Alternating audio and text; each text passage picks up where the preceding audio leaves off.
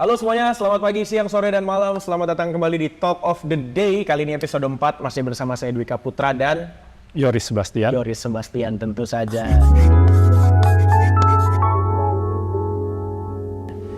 Gue lupa loh kita terakhir bahas apa sebenarnya. Tapi kalau yang kali ini bahasannya, beritanya sih mungkin nggak terlalu lama. Belum terlalu lama gitu ya, tapi masih berasa. Yang menarik adalah menurut gue, berita atau fenomena yang mau kita bahas ini slow burn. Diomongin paling nggak udah dari 10-15 tahun yang lalu, kayaknya pelan-pelan makin ke sekarang makin kelihatan hasilnya, terutama setelah berita yang kemarin. Apa sih? The downfall of bookstores. Sebenarnya mungkin bukan cuma bookstores, bisa diluasin kalau kita mau luasin sampai ke print, media dan sebagainya, itu bisa lebih panjang lagi, tapi gue mau spesifik yang bookstores dulu. Kabar terbaru di bulan lalu ya, Mei kalau nggak salah, Mei atau April, adalah ada sebuah chain bookstore, salah satu chain bookstore terbesar di Indonesia yang gulung tikar. Gulung tikar atau tutup rolling door lah, lebih tepatnya lah. Mereka udah nggak pakai tikar jualan ya kan. Ini apa nih kira-kira yang mesti kita ambil dari pelajaran ini, Pak? Bang, kenapa jadi bang? Gimana? Ya, jadi yang pertama yaitu kan memang ini salah satu contoh klasik bagaimana bisnis kan harus berevolusi, gitu kan. Jadi benar selama ini udah dibahas gitu, dan kenapa mungkin jadi heboh banget dalam beberapa bulan terakhir ini karena dua brand. Satu brand yang cukup legend gitu ya, bahkan Gunung Agung ini hadir sebelum Gramedia. Jadi sebenarnya Gramedia tuh yang follower gitu kan. Dan satu lagi Books and Beyond yang sebenarnya itu dimiliki oleh mall chain. Mall chain. Kan dia ya brandnya sih bikin sendiri lokal ya, tapi sebenarnya kan punya dia juga ya. Jadi sebenarnya chance untuk tutupnya itu lebih kecil karena yang punya buku sama yang punya mall tuh sama sebenarnya gitu ya. Nah, itu mungkin menjadi heboh karena yang satu itu sudah closing down, sekarang lagi closing sale, yang satu lagi di akhir tahun akan tutup, jadi mungkin bertahap gitu ya, karena menyelesaikan sewa dan lain sebagainya. Sementara kalau yang ini kan dia yang punya juga, jadi bisa langsung tutup gitu. Tapi intinya ya sudah begitu banyak contoh, baru kali ini mungkin kita fokusnya jadinya ke bookstores gitu ya, ketidakberhasilan untuk berevolusi gitu loh. Dan kalau menurut gue sendiri sebenarnya ya di luar negeri, gue sempat posting juga di Instagram, ada banyak sekali toko buku yang bertahan, baik toko buku besar yang legend gitu ya, karena mereka evolusinya cakep, dan ada juga malah toko-toko buku kecil yang independent stores ini malah booming gitu ya. Nah, ini jadi sebuah hal yang menarik sebenarnya, bahwa kalau kita mau belajar inspirasinya ya harusnya sih masih banyak peluang. Sebenarnya menarik sih, tadi ketika kita ngomong soal Gunung Agung dan Books and Beyond itu, kebetulan saya dulu kan dekat dengan si yang chain store tadi, yang chain mall tadi gitu ya, yang miliknya mall chain tadi gitu. Menarik ngelihat gimana sebenarnya Gunung Agung itu quote unquote purist gitu ya, tetap jualan buku. Ya memang lah, bagaimanapun akhirnya ada stationery, ada sedikit toys di sana, educational toys dan lain sebagainya. Sedangkan Books and Beyond ini di beberapa tempat malah ada kafenya, seingat gue kalau nggak salah gitu ya, ada tempat nongkrongnya lah gitu, untuk mengemulate ya, kalau istilah kerennya gitu ya, mengemulate apa yang dilakukan di luar negeri. Tempat buku itu bukan cuma jualan, tapi dia reading corner dan sebagainya gitu. Dan gue juga ingat kalau ngomong soal Books and Beyond dengan pendekatan kafenya, dulu ada almarhum Richard kalau ingat ya, bikin reading room namanya, terus juga sempat bikin satu lagi, saya lupa namanya apa. Tapi with the same concept, and sad to say it also didn't survive gitu. Sebenarnya apa sih kunciannya nih di mana sih gitu? Karena kalau dibilang sales kayaknya orang beli buku banyak-banyak aja gitu. Saya lihatnya seperti itu gitu. Apa sih sebenarnya gitu? Iya, kalau di dunia kreatif tuh saya selalu nyebutnya sweet spot kan. Sweet spot. Gitu, karena kadang-kadang ya kayak tadi lah, all the ingredients kita bisa lihat kok di luar negeri. Kalaupun nggak beruntung bisa keluar negeri, ya setidaknya kita browsing, ya kan? Benar. Nah, tapi sebenarnya ya finding the sweet spot gitu ya. Salah satunya menurut saya menambahkan tadi QB juga ada Aksara. Oh ya, QB, Ya. Aksara juga. Ya kan, itu kan keren-keren, they have all the ingredients gitu ya. Tapi menurut gue yang dua ini terlalu niche. Sementara kalau yang toko buku yang lama-lama itu terlalu mass gitu loh. Jadi Belum ketemu sweet spotnya gitu. iya, dan kalau ngambil dari Instagram gue, itu gue bilang bahwa Amazon bikin bookstore. Kan kaget ya, Iya. gue foto gitu di toko buku, loh katanya toko buku mati. Malah dia bikin. Dia malah bikin. Tapi yang harus dicermati adalah waktu gue kesana itu ya, gue browsing di saat itu, di saat Amazon membuka toko buku kecil-kecil, ya bukan yang gede, itu Amazon sudah menguasai 51% pasar buku fisik di Amerika yang dijual secara online maupun buku digital yang dijual E-book e-book yang dijual di Amazon. Artinya kalau kita masuk ke kurva yang early adopter segala macam, dia lagi mau masuk ke kurva berikutnya. Yes. Jadi dia istilahnya yang mungkin pengguna Amazon itu tuh yang di innovator, early adopters, early majority. Nah, dia pengen masuk lagi ke sini. Nah, masuk yang di belakang itu ada orang-orang yang zaman kita pakai pet gitu ya. Zaman kita pakai pet, ada teman-teman kita yang harus dipaksa karena kita mau tag baru dia pakai pet. Ada Path. Gue pikir iPad dan sebagainya. Path maksudnya. Iya. Itu kan ada tuh sekian persen orang yang memang dia maunya belinya buku fisik. Dan pada saat dia ke toko buku, dia mau yang pasti-pasti aja, either itu bestseller atau top rating. Nah, pengalaman ini yang dibawa sama Amazon. Bestseller dia sama top rating dia ditaruh di toko buku kecil aja. Dan ini ku sampaikan ke teman-teman pemilik toko buku. Pulang dari Amerika, gue bilang, itu kuncinya. Lu ada di mana aja, dan bahkan mungkin menjadi sangat localized. Orang di sini ada additional sukanya apa. Tapi toko buku yang bisa masuk ke brick and mortar istilahnya, yang ke toko ada buku fisik gitu, itu adalah ya bestseller sama top rating. Kalau lu masih baru-baru, masih coba-coba, kalau perlu bahkan mungkin di Amerika, kalau gue berimajinasi sekarang, ya lu Kindle aja dulu. Kindle. Iya kan, nggak ada ongkos cetak.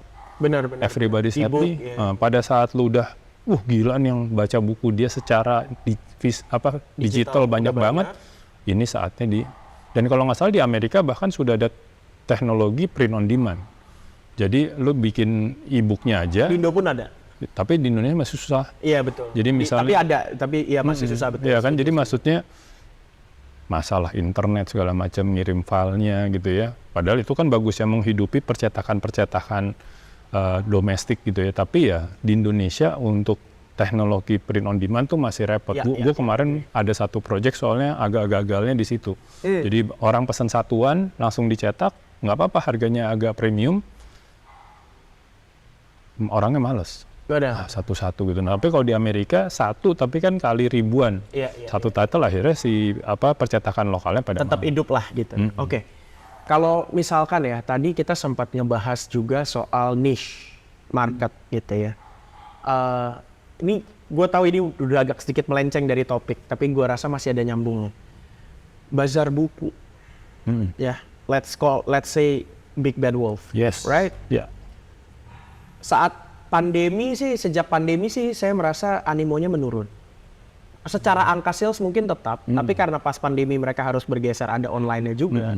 Mungkin jadi ada orang-orang yang belanjanya online. Gue nggak berani ngomong soal angka. Gue belanja online. Iya, gue nggak berani ngomong soal angka. Tapi gue pribadi jujur ketika gue ke Big Bad Wolf, yang gue cari experience-nya. Iya. Gitu. Experience, ngelihat buku sedemikian banyak, ada tipenya dia bilang inspiration, ada buku religion, ada buku self-help, dan lain sebagainya. Dan gue ngelihat buku-buku yang never in my wildest dreams, gue bakalan searching dengan keyword itu. Tapi akhirnya gue beli. Gitu.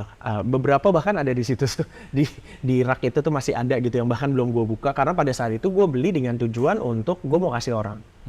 Biasanya yang buku-buku populer tema Star Wars, tema Marvel. Marvel, nggak boleh sebut Marvel, salah. Tema-tema gitu-gitu lah gitu. Pop books, Manchester United, yang gue demen-demen aja Bapak Liverpool ya. Nah, saya tergantung pelatihnya. Ini saya bentar lagi mau tulis, tunggu aja di Instagram. Bagus, oke. Nah, terus, iya tapi maksudnya gue beli yang kayak gitu-gitu. Nah, for some reason gitu ya, gue merasa ada pergeseran value.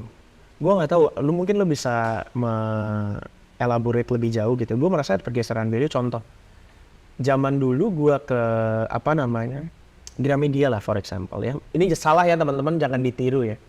Gue ke Gramedia buka buku komik, baca di tempat. 20% lah gue beli kayak gitu. Karena waktu itu jujur aja gak punya duit sejujurnya gitu. Jadi 20% of the time gue beli. Sisanya gue cuma buka, baca, balikin, taruh di belakang biar gak ketahuan. Standar banget gitu. Karena zaman dulu belum ada CCTV waktu gue kecil kan gitu. Tapi sekarang gue ke, ya let's say tadi dia Books and Beyond gitu. Bukunya juga kesannya kok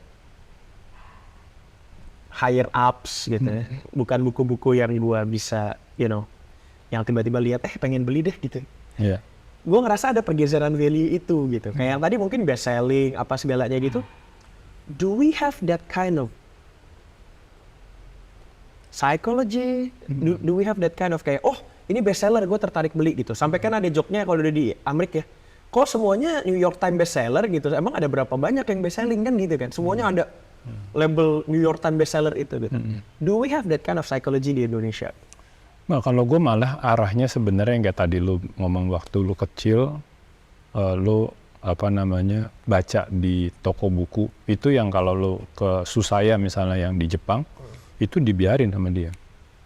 Bahkan kalau gue nih orang kreatif nih, detik per detik tadi oke lah, orang Indonesia mikirnya cuan gitu ya. Ya lu buku yang dibuka, tempelin aja sponsor. Gitu loh. Jadi memang ini buku-buku yang dibikin untuk terbuka. Don't say thank you to me, say thank you to the sponsor. Karena dia lo boleh baca bukunya. Ya kan? Nah, karena itu kan sebenarnya menciptakan reading habit. Ya kan? Kalau gue dulu balik lagi misalnya di Hard Rock Cafe, gue bikin Alec Monday, masuknya cuma 1 gelas first drink, bukan tiket. Itu untuk membiasakan habit. Karena gue yakin, kalau malam itu dia Coca-Cola panas, pada saat dia ada duit, dia akan spending. Masalahnya saat itu, dia hanya mampu beli 1 Coca-Cola for the whole night.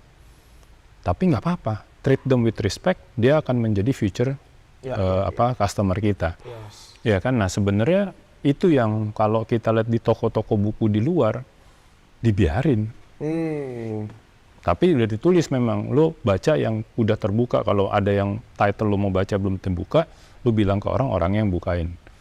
Jadi memang diciptakan, karena kalau itu tercipta, reading habit, suatu hari mereka akan mau spending. Jadi secara psikologi sebenarnya kita harus bermain di situ. Dan yang disedihkan ini kan hampir semua karyawan lah ya, mungkin nggak semuanya pemilik gue udah temui ya toko buku. Semua karyawan-karyawan senior itu dulunya juga senang baca buku. Makanya mereka mau keep the industry alive lah ya. Tapi kenapa perasaannya kayak yang lu bilang tadi? Kita ke toko buku, kok kayaknya title-nya nggak cocok. Mungkin itu dulu untuk babak pertama. Cocok, soalnya mic gue lepas. Nah, kita lanjut ya. Jadi, tadi sebenarnya kita udah bahas tentang ini juga gitu ya. Menarik, dan memang pertanyaan selanjutnya menurut gue cocok dengan yang mau disampaikan gitu ya. The shift atau the switch of the value gitu. Beberapa research mengatakan kita sekarang katanya attention span udah under 5 seconds, ada yang bilang 1.8 seconds, ada yang bilang 6.5 seconds, terserah lah. Intinya, that's very small, right? Gitu. Gua kemarin cukup amazed ketika gua ke sebuah cafe, ada orang masih membawakan buku fisik dan membaca. Gitu. Berat lah gitu ya. Gue pasti mikir gitu, aduh berat, terus dia tadi jalan kaki pasti panas dan sebagainya. Sedangkan saat ini everything's here. Very easy gitu ya. Klik, nyari, gue pengen tahu Yoris, who is Yoris misalnya gitu. Dan gue pengen cari kerjasama Yoris dengan brand A misalnya gitu. Gue bisa cari dan gue bisa cari tahu dan gue bisa dapet. Is that a factor? Sebenarnya tergantung, makanya. Balik lagi ya tadi ya, kita ngobrol reading habit. Emang dari dulu Indonesia posisi rendah banget. Itu udah satu.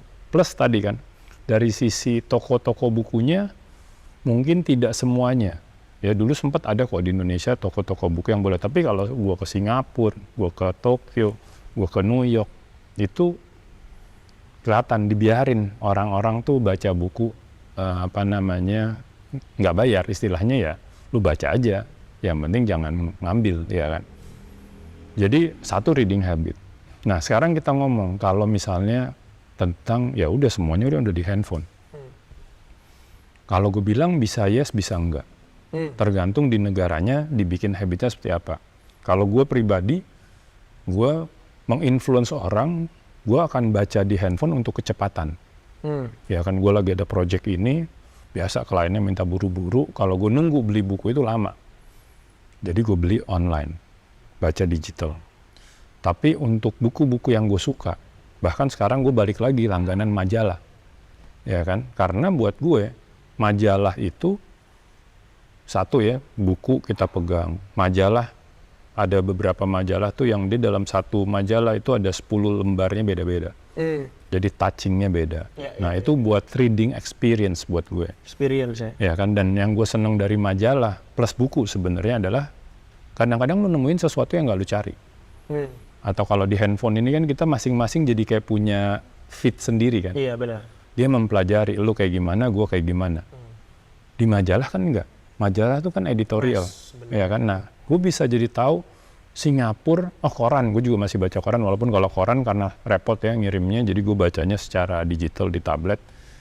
Gue jadi tahu Singapura itu walaupun dia tap water bisa diminum for free dari negara, tapi dia adalah negara dengan konsumsi air minum dalam kemasan tertinggi di dunia. Per kapitanya. Nah itu kan karena ada di koran ya datang aja. Jadi data yang gue nggak tahu gue butuh. Gitu, iya, iya kan, karena sebenarnya ada jeleknya juga nih. Kalau kita cuma membaca apa yang menurut Google News yang buat kita banget. Jadi itunya harus kalau gue misalnya berada di industri penerbitan, gue harus punya tim yang mempersiapkan itu. Jadi harus ngebalance bahwa kita tuh tetap perlu loh reading pleasure, baca buku, pegang kertasnya. Nah itu tuh nggak ada kan. Mereka cuma fokus gimana caranya cari duit. Gimana caranya cari duit. Sehingga bahkan melupakan dulu mereka juga seneng baca buku. Sekarang yang penting kayak tadi kan untuk mungkin toko buku yang survive adalah toko buku yang dalamnya udah kayak mall. Benar. Jual macem-macem. Tapi menurut gue menghilangkan makna dari situ. No shit to Gramedia ya. Tapi ketika masuk Gramedia yang lu lihat pertama adalah buku jelas. Sebelah kiri biasanya alat musik. Sebelah kanan udah ada alat elektronik tuh, kalkulator dan lain sebagainya. Buku yang banyak baru di belakang lagi gitu. Iya, jadi kita balikin, dan tadi ya kalau kita ngomong lagi kayak Gunung Agung yang tadi lu bilang kan purist. Not even ada tempat buat kita bedah buku. Padahal gue pengen banget bedah buku di Gunung Agung misalnya. Tapi karena emang hampir setiap tempatnya gue lihat nggak ada tempatnya, ya gue nggak bikin. Bener juga sih, ya, hampir kan? Selalu di Gramedia sih. Ya, kayak gue misalnya Hard Rock Cafe, kenapa sih zamannya Yoris dulu press conference artis-artis top selalu di sana? Karena adalah tempat press conference yang gue desain paling nyaman dan paling fungsional. Orang mikir karena namanya Hard Rock. Nah sekarang baru kelihatan kan namanya udah Hard Rock, kok orang press conference-nya nggak selalu di Hard Rock. Karena mereka tidak mempersiapkan itu. Fokusnya ke panggung aja mungkin. Gitu kan harus dipikirin. Sehingga, dan bahkan di 2 Hard Rock gue sebelumnya, gue selalu desain, kalaupun budgetnya kecil dia nggak bisa nutup Hard Rock, dia bikin press conference, orang masih bisa makan. Gitu loh. Kalau sekarang di desain yang terakhir Hard Rock ada, lu press conference, bingung lu mau duduk di mana. Ada di luar tapi panas gitu kan. Jadi intinya kalau balik lagi ke sini, ya itu sebenarnya ekosistem itu yang membuat akhirnya orang membaca itu tuh akhirnya bisa jadi nanti pasrah, ya udah baca digital. Padahal tadi gue kasih contoh Amazon aja yang menguasai 51%, tetap ngerasa bahwa secara ekosistem lu tetap harus ada toko buku fisik. Berarti I guess by the way kalau untuk teman-teman di rumah yang lebih muda, majalah tuh kayak e-magazine yang nggak ada i-nya gitu ya. Gue takutnya pada nggak tahu Pak. Banyak loh yang udah, kita zaman dulu hidup dengan Hai, kawanku gitu ya, Aneka gitu ya. Atau kalau yang lebih belangsak-belangsak ada majalah-majalah agak dewasa gitu. Sekarang semuanya di sini Pak. Kagak ada lagi yang beli-beli begituan, aja sedikit sekali gue lihat. Benar. Nah, terakhir untuk bagian ini mungkin gue pengen bertanya, berarti tadi peran buku itu lebih, kalau dari yang gue dengar dari lu, lebih ke the experience. Ada 2 sih, ada experience, ada function. Kalau function bisa beli digital. Oke. Iya. Tapi berarti akan tetap ada lah ya sebenarnya buku-buku ini. Cuma tinggal apakah bentuknya bisa diadapt atau mereka kokoh nggak, gue cuma mau cetak doang misalnya gitu. Iya, iya. Kayak buku gue sekarang 10 buku, 9 itu cetak only, 1 buku karena negara yang terjemahin, jadi itu ada versi digitalnya. Arsipnya gitu. Arsip. Arsip. Tapi buku gue belum ada. Lu mau lihat dimanapun nggak ada e-booknya. Tapi bukan gue nggak mau loh. Ya kan, tapi karena menurut gue Indonesia belum ready untuk bisnis e-book. Jadi dapatnya remah-remah.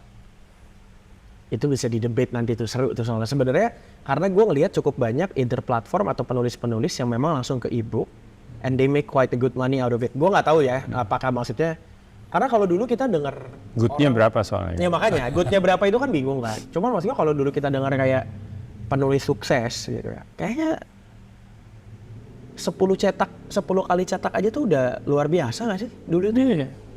10 kali cetak gitu ya. Dan satu cetak berarti sekitar 5.000, 3.000. Berarti cetakan ke-10 sekitar 35.000 buku. Itu udah super huge gitu kan ya gitu. Sekarang kayaknya tembus 2 cetakan itu susah ya saya ngeliatnya. Nggak tahu sih, ini bukan data ya guys. Gue cuma ngelihat Masih. dari yang sering saya lihat. Terutama karena mungkin kebanyakan penulis ini kan aktif di sosial media. Jadi mereka memperlihatkan ketika cetak ulang gitu ya. Tapi saya ngelihatnya jumlahnya nggak sebanyak dulu. Mungkin. Ya, kalau yang pasti sih terganggu pada saat pandemi, ya kan. Tapi ya harusnya sekarang habis balik dari pandemi, bioskop sudah mulai rame lagi gitu kan. Harusnya sih mudah-mudahan toko buku akan rame lagi. Hopefully. Asal tetap pada buka.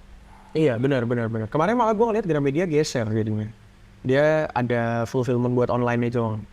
Di website-nya langsung ada fulfillment online dan sebagainya gitu. Yes. It might be a little late, tapi hopefully it's going to the right way. I Yeah. hope gitu. Nah, kalau terakhir untuk bagian ini, kalau ngomongin buku, sebenarnya gitu ya, seberapa penting sih orang baca buku menurut seorang Yoris Sebastian? Sangat penting ya, karena sama kayak gue nih dulu waktu kecil itu gue nggak suka baca buku. Paling top gue baca Tintin, jadi harus ada gambarnya. Gue baru mulai baca buku itu pas gue kerja, gitu ya. Pas gue kerja, gue jadi perlu baca buku. Dan dulu nggak ada internet. Dulu buku itu adalah jendela dunia. Satu-satunya pada saat itu ya. Jadi dengan gue baca buku, gue tahu, bahkan pada saat gue jadi GM di usia 26 tahun, gue baca tuh, gimana caranya lu jadi GM di usia muda, atau pemimpin di usia muda, di mana anak buah lu lebih tua. Setidaknya dari poin-poin itu, gue belajar dan gue decided, mana yang gue mau ikutin, mana yang enggak. Nah sekarang memang itu kan sudah bisa banyak yang bilang dalam tanda petik tergantikan. Ya kan? Trivialized. Ya, atau bahkan sekarang, misalnya gue lagi bikin buku, dengan gampang gue bertanya pada AI. Iya. Ya kan? Dia menjadi researcher gue. Benar. Tapi menurut gue pribadi, buku itu menjadi tetap penting kalau yang nulis itu punya gagasan terbarukan. Bahkan gagasan yang tidak ada di ChatGPT, karena ChatGPT itu hanya riset. Mentok sampai titik tertentu. Setelah dia riset, gue gunakan manusia untuk mengecek faktanya. Ini AI belum tentu benar faktanya. Benar. Ya kan? Tapi lumayan menghemat waktu. Benar. Waktu itu gue nge-search nama gue sendiri lewat AI, gue udah bilang pemain bola, orang gila. Nah, ya kan? Jadi makanya justru sebenarnya AI itu gue selalu bilang dari 2016 gue udah bilang AI itu sama advanced robot akan menaikkan hakikat manusia. Lu bukan lagi dibayar untuk ngeriset doang, nyari data-data yang sebenarnya selama September 2021 ya. Iya.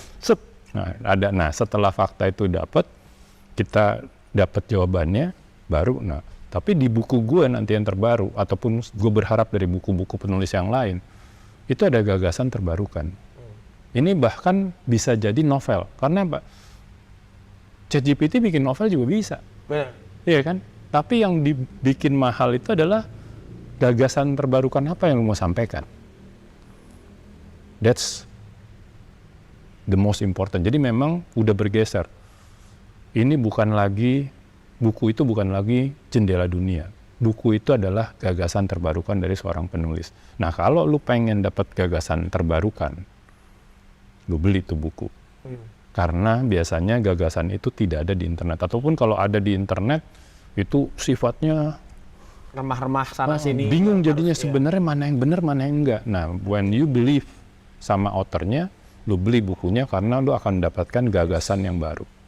Berarti mungkin sebenarnya buku bukan jendela dunia, tapi jendela terhadap dunianya si penulis. Apa yang dia punya di kepalanya, apa yang dia punya di pikirannya disampaikan kepada kita. Makanya sekarang orang lebih banyak nyari penulisnya. Karena apa? Judul itu aja, Pak.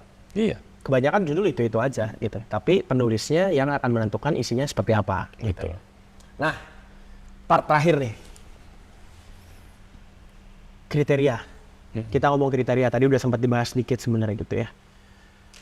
We have seen a lot of types of bookstores ya. Gue sebut aja semuanya lah gitu, nggak apa-apa. Biar kita nggak dituduh sponsor post, gue sebut semuanya ya. Aksara tadi ya, bermain akhirnya dengan niche yang mungkin quote unquote dulu indie, buku-buku yang nggak bisa didapetin di pasaran luas. Pertama mulai dari buku impor, seingat gue Aksara, kalau nggak salah. Kemudian lama-lama buku-buku yang mungkin dicetaknya sedikit, cuma dari penerbit-penerbit indie, penulis-penulis baru itu juga masuk ke sana.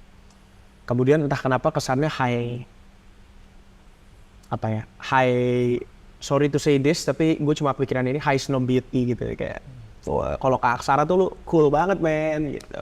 Tote bag Aksara tuh bagus banget men gitu, kesannya gitu kan. Then we have of course Gunung Agung, what we just said. Yang nggak tahu di kepala gue Gunung Agung adalah bapaknya Gramedia gitu kesannya. Kalau Gramedia tuh seumuran gua, Gramedia ini seumuran bapak mak gua gitu. Kayak Gramedia, Gunung Agung tuh seumuran bapak mak gua yang kayak serius, yang kayaknya semua penjualnya tuh masih pakai kemeja yang lengan panjang, pakai dasi gitu. Kebayangnya di kepala gua gitu, entah kenapa. Then we have QB and Reading Room, Om Richard, yang lebih hangat, homey. Kita punya Books and Beyond yang juga homey tapi dengan settingan malls dan lain sebagainya. Kita punya, what else do we have? Kinokuniya. Kinokuniya masih ada nggak sih Mas ya? Di pick sekarang. Di pick nih ya. Ya maksudnya with a Japanese name gitu ya. Terus memanfaatkan minimalism dan banyak buku-buku Jepang yang orang nggak punya. Dan we have Gramedia yang seperti tadi mengutip Yoris. Kayak mall gitu ya. Banyak barang di dalamnya.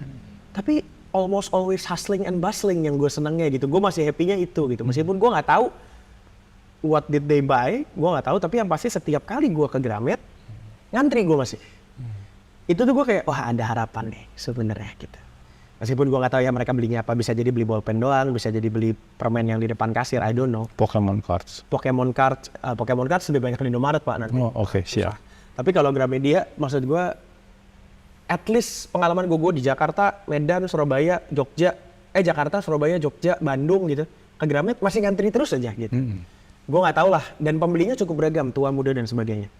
Tapi menurut Yoris Sebastian, free idea, apa sih kriterianya nih? Let's say Gramedia mau bertahan, terus mau ngontek kami boleh gitu ya. Siapa tahu pengen ngobrol lebih jauh. Atau justru ada brand-brand toko buku kecil yang sedang membangun, gue nggak tahu. Jujur gue tinggal di Jakarta, gue udah lama nggak pernah tinggal di tempat lain, so gue nggak tahu di luar sana keadaannya seperti apa. Terakhir gue dengar yang di Jogja, Togamas ya kalau nggak salah, itu juga tutup kalau saya nggak salah, menyedihkan juga gitu ya. Gue nggak tahu apakah di kota-kota lain, siapa tahu ada independent bookstore yang lagi mau naik. How do they survive? Iya. Dan ini sebenarnya jawabannya ke hampir semua retail industry ya. Ada 3 poin. Yang pertama, curation. Ini lucu banget. Zaman dulu gue sering ketemu sama orang, dia nanya, curation apa mas? Kurasi. Di bahasa Indonesia doang. Kurasi apa? Wah gimana ya masih taunya ya gitu ya. Karena dulu tuh sama sekali belum populer dan sekarang nggak kerasa mungkin udah 10 tahun gitu ya. Tapi ya itu sih salah satunya sih. Kalau istilah pressnya dulu editor speak. Iya, jadi maksudnya ini kan soal kurasi.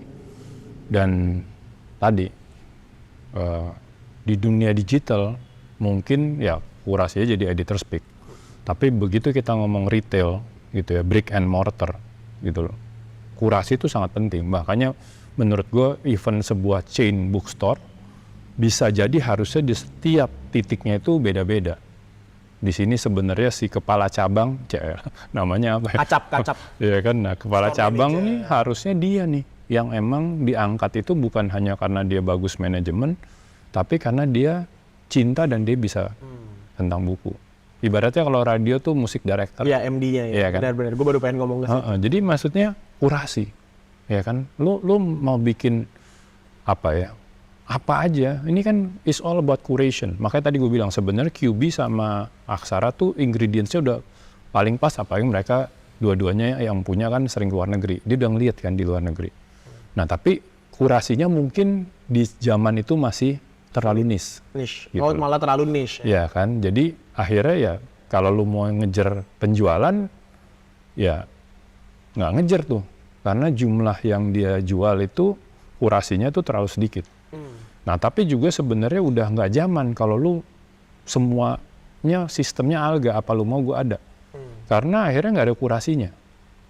Gue bahkan berimajinasi bisa brand yang sama-sama misalnya mau delivering inspiration, tapi di cabang-cabang itu beda. Dilihatin zonanya itu tuh daerah mana.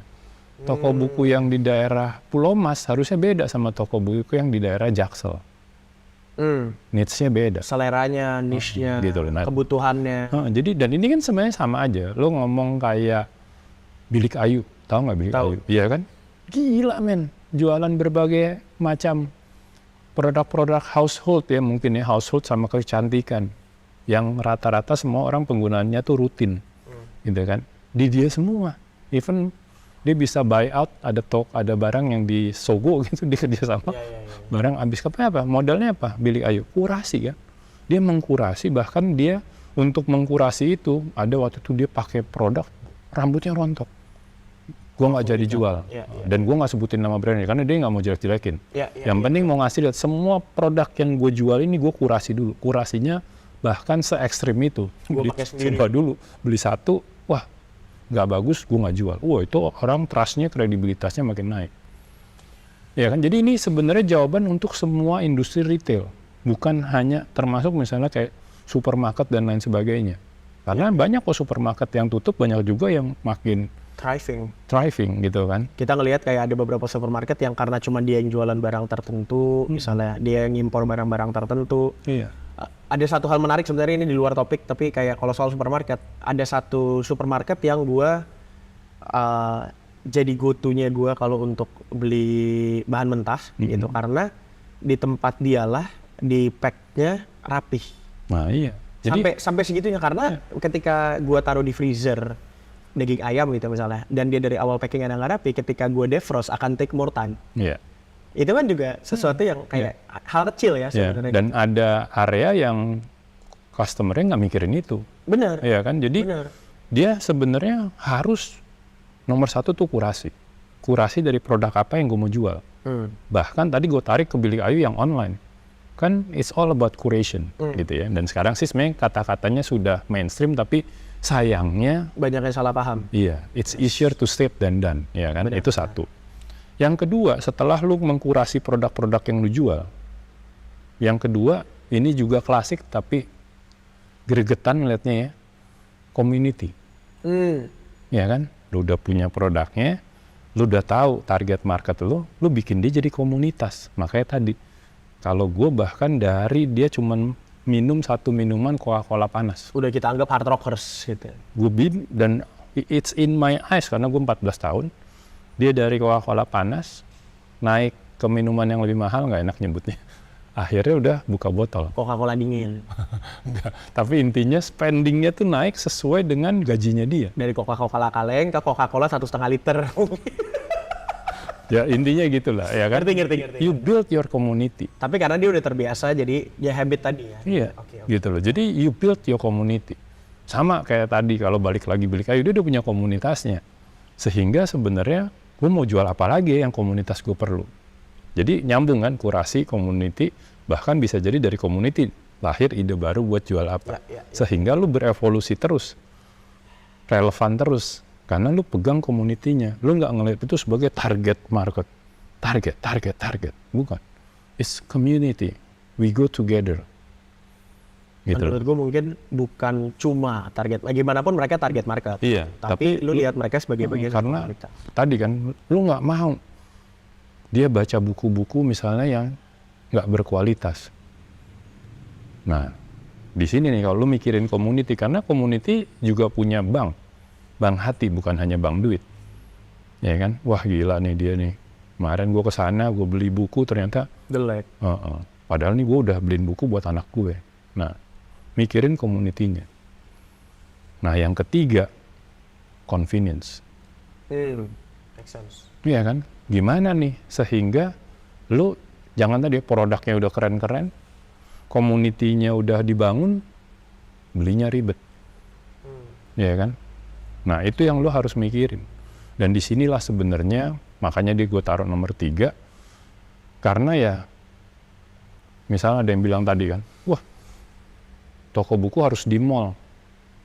Gue nggak setuju. Toko buku boleh di mall. Kalau dapat sewanya murah. Kenapa? Toko buku tuh traffic generator loh. Ada bukunya di Lestari. Ada bukunya Fuadi yang baru. Ada bukunya Yoris yang baru. Orang datang. Walaupun zaman dulu sebelum pandemi, 50% juga belinya nggak sengaja. Banyak tuh yang, ini baru pertama kali saya baca buku Mas Yoris. Saya kebetulan lagi ke toko buku, ada Impulse. Ya kan? Nah, menurut gue, convenience itu lo harus bisa lihat. Ada juga yang convenience justru lo datang, parkir, beli, langsung jalan lagi. Atau titik-titik di banyak deket MRT tuh, menurut gue udah berapa tahun nih MRT belum maksimal. Berapa tahun sih berarti? 5 tahun udah? Lumayan. Pas Asian Games sudah ada belum sih? Belum ya? Belum. 2019 berarti kira-kira. Oke. Tapi maksud gue udah sekian tahun, titik-titik yang lu turun dari MRT langsung itu masih banyak space-nya.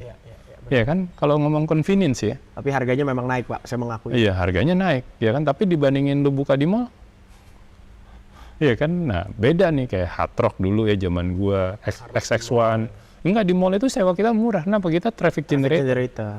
Ya, yang waktu itu gue cerita soal si coffee shop yang satu itu kan. Jadi, kita masuk di mall sampai dikasih subsidi. nah maksud gua apa? Oke, flagship satu di mall, selebihnya main di titik-titik, pikirin gimana convenience buat community yang mau dibentuk. Dan tadi ya, satu brand yang sama di Pulau Mas sama di Jaksel bisa jadi beda isinya beda, lokasinya beda, ya kan?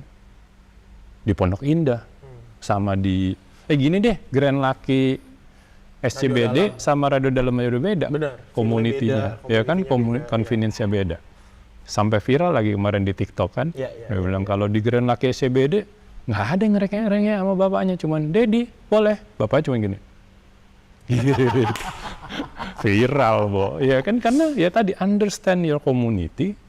Lu punya kurasi yang sesuai dengan community lu, dan lu bikin dia convenience. Ada yang convenience di mall, ada yang convenience-nya di stand alone. Oke. Conclusion dari gue deh, terakhir nih mungkin ya. Pertanyaan terakhir gue lebih ke kayak gini. Habit has changed. It has. No doubt about it. Habit has changed. Reading habit has changed. Media consumption has changed. Saat ini mungkin buku adalah salah satu dari sedikit barang yang gue bisa lebih percaya influencer daripada temen gue. Karena influencer apa thought leader? For the sake of the conversation, we call them influencer because they influence you. Oke. Cuma maksud gue, buku tuh salah satu dari sedikit yang gue lebih percaya influencer. Makanan gue lebih percaya temen gue. Tapi kalau buku gue lebih percaya influencer, kenapa? Karena ada orang-orang yang memang influencer yang beneran thought leader tadi lu bilang ya, yang beneran emang sering baca buku, jadi dia rekomen. Ya kayak tadi yang lu bilang editor specs itu tadi. Kenapa? Soalnya gue tahu teman-teman gue ini baca bukunya levelnya seberapa. Gue tahu, dan kalau mereka yang ngasih tahu gue kayaknya kayak gitu. It can be both ways kan. Bisa jadi karena mereka jarang baca buku, sekalinya baca buku mereka rekomen, gue percaya banget. Atau kayak, ya iyalah lu rekomen ini orang sebelum lu gak pernah baca gitu kan. Jadi, influencers. Menurut lu, is there a sweet spot? Pasti ada sih jawabannya, cuman kayak, is there something that we can do to make the sweet spot bigger? Untuk menggabungkan, karena bagaimanapun berarti ya yang tadi mau dibilang digital kill books atau print with books, itu di satu sisi ada betulnya sedikit gitu. Sebaliknya books need digital juga, karena even Gramedia sekarang promo kan online semua gitu. Iya. What's the utopia that we can have about this book dan bookstores? Iya, jadi sebenarnya kalau books bisa another conversation ya. Gue udah 4 batch bikin kelas nulis, dalam 4 tahun aja itu udah beda-beda yang gue ajarin. Padahal kerangka Sama. pemikirannya sama. Jadi yang buku nanti dulu deh, soalnya panjang lagi. Tapi kalau tadi sesuai yang talk of the day kita episode kali ini kan bookstore. Iya, bookstore. Menurut gue ya udah benar sebenarnya. Bukan toko buku Gunung Agung. Kan terakhir cuman TGA. toko Gunung Agung. Itu udah bener, sama kayak Starbucks Coffee sekarang Starbucks doang.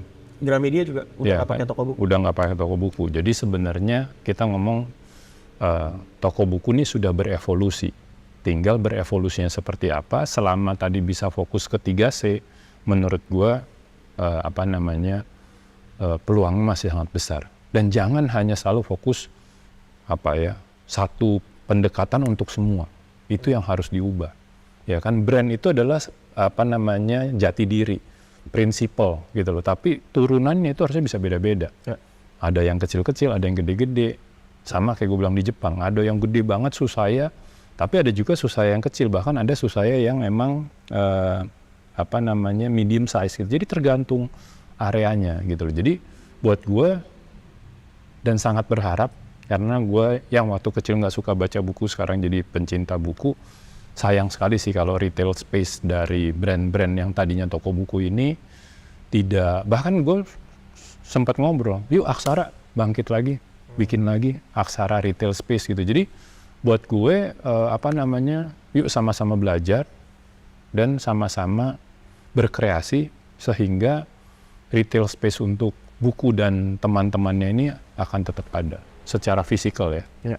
Ingat, no one solution fits all gitu ya. Even kayak toko kopi yang Starbucks itu ada tempat yang kecil, ada tempat yang gede, ada yang bersofa, ada yang tidak, ada yang berdrive-thru, ada yang tidak. Dan interiornya udah beda sekarang. Tadinya beda. kan you've seen it once, you've seen it all. Yang di Jepang ada yang lokal, di Jawa Tengah ya kalau nggak salah, kita juga ada yang lokal, berbudaya, dengan segala kebudayaan dan sebagainya. It's very interesting. Oke, gue rasa itu. Yes, thank you banget obrolannya buat yang kali ini gitu ya. So hopefully bersamaan dengan semakin meningkatnya juga mungkin minat baca, juga minat dan survivabilitas. Wah, gue nggak tahu bahasa Indonesianya apa ya. Tingkat kebertahanan hidup dari para bookstore juga tetap ada, because they are a strong contributor to the community. Hopefully tetap bisa jalan. Thank you banget Yor, kita nanti ngobrol lagi buat episode-episode selanjutnya, pastinya bahasan-bahasan yang lebih seru. Saya Duga Putra. Saya Yoris Bastian. Sampai ketemu di Talk of the Day episode berikutnya. Bye. Terima kasih sudah nonton video dari Studio Senang Karya dari awal sampai habis. Tolong klik subscribe, klik notifikasi atau nyalakan lonceng biar dapat notifikasi saat kami upload video. Bantulah anak-anak kami di Studio Senang Karya untuk bisa outing ke Pondok Indah Mall. Tonton video lainnya di sini.